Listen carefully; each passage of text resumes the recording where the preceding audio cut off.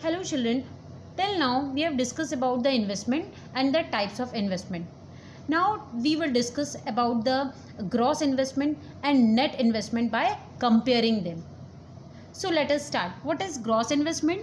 It includes the expenditure by the producer on the purchase of new assets as well as expenditure on the replacement of existing assets during an accounting year. That means gross investment includes the expenditure on purchase of new machines or new assets plus the expenditure on existing. That means if we are having expenditure on repairs or depreciation we are providing, then all these are also included in gross investment. On the other hand, net investment means it includes expenditure by the producer on the purchase of new assets only. Whatever the producer is spending for purchase of new assets, that is only included in net investment, and it does not include expenditure on the replacement of fixed or existing assets. That means it does not include the expenditure or repairs cost or depreciation for the valuation of net investment.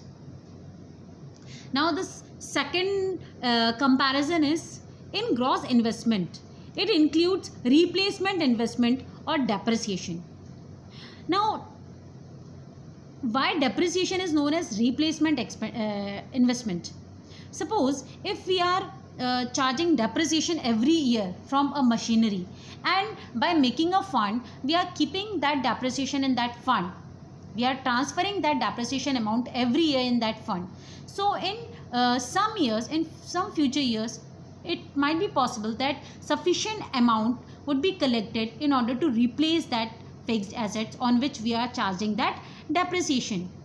So that is why depreciation is also known as replacement investment, because by charging that depreciation in future years, it would be possible that we may replace that fixed asset. But in case of net investment, it does not include replacement expenditure.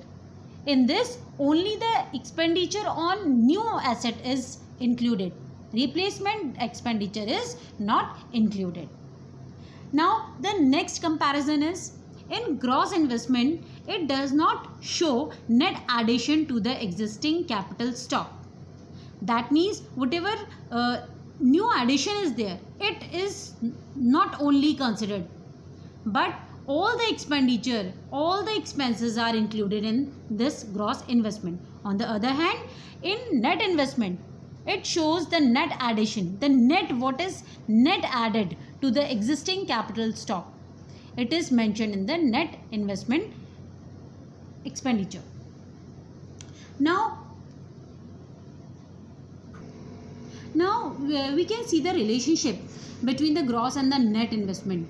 If from the gross investment we deduct the depreciation, we will get the net investment.